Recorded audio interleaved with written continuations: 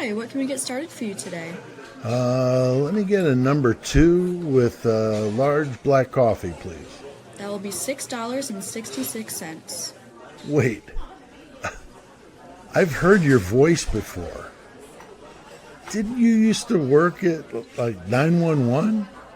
Sir, that will be $6.66. But the guy with the horns, he wouldn't let me turn it off. $6.66. Oh my God.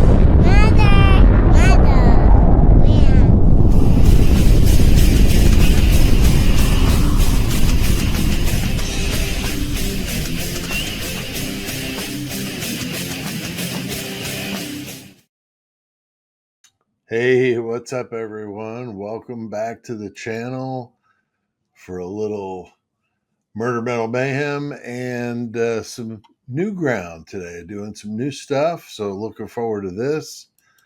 But if you're a return customer, good to see you. And if you're a first timer in the crowd, get ready for a white knuckle trip with me today, talking some true crime.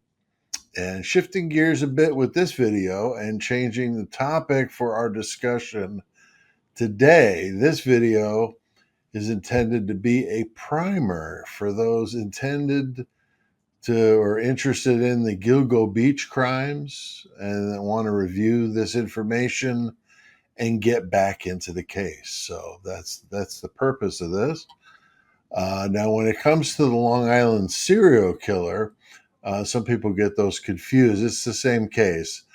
The law enforcement is referring to the marshy area where there's lots of shrubbery, trees on the Ocean Parkway, which is in the remote beach town named GILGO. All right. This is considered Long Island. For those of you not familiar with New York, I'm originally from New York and Connecticut, but left more than 30 years ago, so a little rusty. But police consider the crimes happening from 1993 to 2011. When the remains were found, which was late 2010, early 2011, and this would fall under the Suffolk County Police, and the first 4 victims that were considered consistent and related to one attacker and called them the GILGO 4. Now, police consider the bodies they found after the 4 were actually discarded much earlier in most cases. Originally, this all started with victim Shannon Gilbert in May of 2010, and she was from nearby Oak Beach on the South Shore. She had been a sex worker like most of the other victims and would soon become a scandalous fiasco with the police on this department, not aggressively pursuing the assailants since the women were in that profession. This is not uncommon, unfortunately, in a lot of cases I've done before. Female sex workers put themselves in the most compromising of positions with some people who aren't always there for a good time. Now, her body was found after the GILGO 4 and about 9 miles northeast of where police found 10 sets of remains. Since Shannon was found in a place far from the rest, they suspect she was running from someone and got tangled up and possibly drowned. And this has been disputed by her family and many others. There was a famous 911 call that she had made, and there's quite a bit involved in that. I'm going to definitely touch on that in a different video. Now, Rex Heuermann was an architect with his own Manhattan-based company, RH Consultants and Associates. He was living in Massapequa Park, Long Island, and the world was completely shocked July of 2023 when he would be charged with the attacks of 7 women.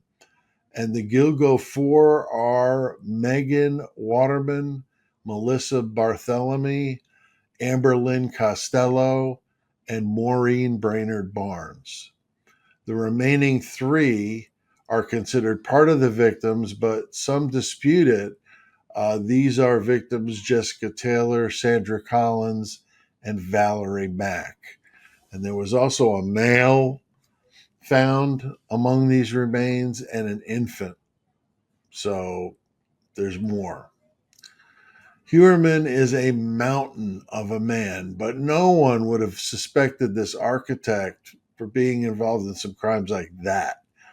He falls into the same John Wayne Gacy, Ted Bundy, uh, Green River Killer, these guys that can blend back into society and do this on the side and go on and go on and go on until they're eventually caught. By all accounts, he's a family man. He's got his wife, Asa. They've got a daughter together, and then she had a son from a previous marriage that was living there.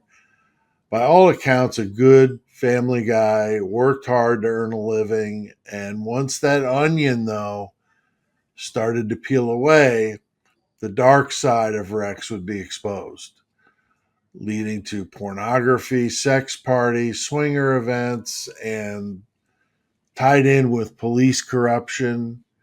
And if you're interested, if you're here from the IDAHO 4 group and trying to see if you're interested in this case, the police corruption in the GILGO 4 makes the Moscow police and all that a complete joke. These guys were on a whole different level of sickness, seriously. And some have gone to prison over it. It's insane. But Rex pled not guilty to the crimes, and the evidence was piling up around him. The first real tip from a witness who described a rare model of the Chevrolet Avalanche with a distinctive body feature that was registered to Rex, and it was linked to the killings that paved the way for a full investigation of Rex Heuermann. Now, authorities, of course, they're going through cell phone records to pin him down to multiple victims, plus a series of email accounts that he set up to confuse people looking into his activities. And there was, unfortunately, child pornography as well.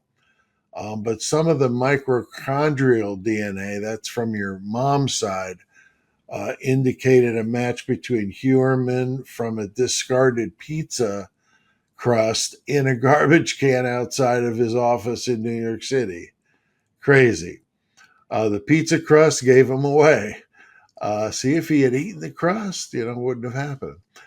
No, the DNA matched a single female hair found on the burlap bag that he used to dispose of the victims, which was common with the GILGO 4, also common with hunters, and Rex Heuermann was an avid hunter. So this would be a match to Asa, as well as other materials discarded in the home where DNA would be found. Now, there are some that speculate that Asa Heuermann, the wife, was involved in Rex's dark side, but authorities do not believe her or the children had absolutely anything to do with any of that. Most of the attacks were carried out when Asa was visiting her family in Europe and took the kids with her. There had been a lot of media coverage of this case due to the notoriety and, I believe, the proximity to New York City. Lots of different specials were done: Fox, Lifetime, Investigation Discovery, Netflix. They all released documentary series. And then recently, Peacock just released a 3-part series called The GILGO Beach Killer House of Secrets. So there's a lot of stuff out there, but just like anything, take everything you read and watch with a grain of salt, come up with your own opinion.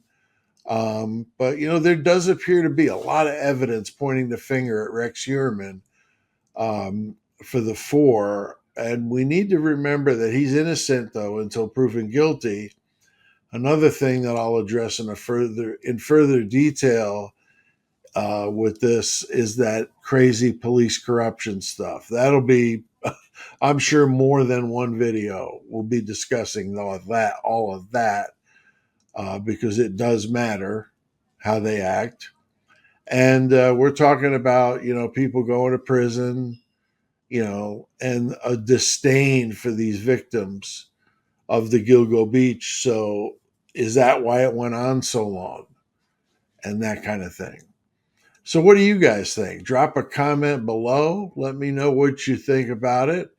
And it helps the channel and it helps the video. So it's a good thing. It doesn't cost anything. I'll be doing a live tomorrow. That's Saturday, July 12th at 4 p.m. The topic will be all Idaho 4. And soon, though, I hope to be doing lives about GILGO Beach. So spread the word. Tell your friends that are into the case, come over here. We're going to be talking about this. I'll have a lot of information soon on the Discord I'm setting up. We've got some customized things we're working on. It's really cool. And it'll be a fun way to interact on screen, on audio, or by just chatting with each other. I'd like to thank the membership here at the channel. Members of the Horns High Club and the Mayhem Squad are great supporters, and I really appreciate them very much. And I appreciate all of you that watch these videos. Don't forget to hit that like, subscribe, and leave your thoughts in a comment, and I'll see you next time.